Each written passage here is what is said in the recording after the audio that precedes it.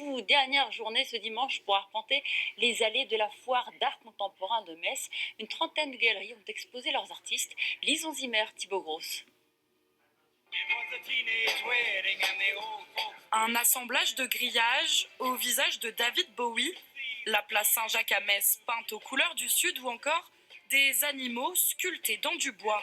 Au total, 30 galeries venues de toute la France spécialement pour cette première édition.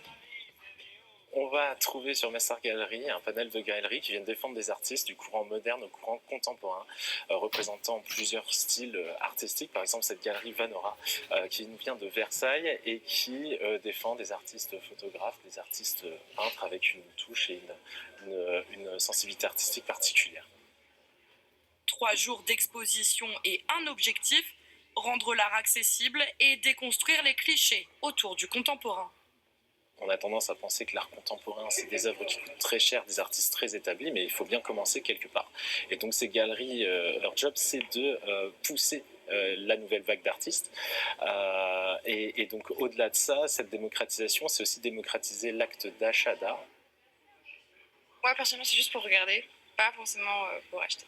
Mais pourquoi vous ne souhaitez pas acheter, par exemple? J'ai pas le budget. Mon porte-monnaie n'est pas assez gros, mais j'adorerais. Voilà. Sinon, j'en aurais acheté beaucoup déjà.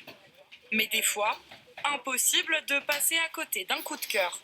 C'est de la sérigraphie et en fait, j'ai eu un coup de cœur en voyant cette œuvre. C'est super de voir ce beau travail, donc je suis très contente de repartir avec.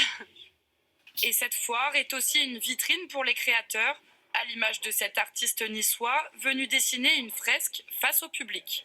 Ça permet aussi de parler du travail nouveau, puisqu'il y a des personnes qui ont vu les expos en 2003, je crois, ou quelque chose comme ça, et donc qui connaissent pas l'évolution, ce que j'ai fait, parce que j'évolue, évidemment, il faut toujours évoluer quand on est artiste. En attendant la 2e édition, nous aussi, on a laissé notre trace dans l'art contemporain.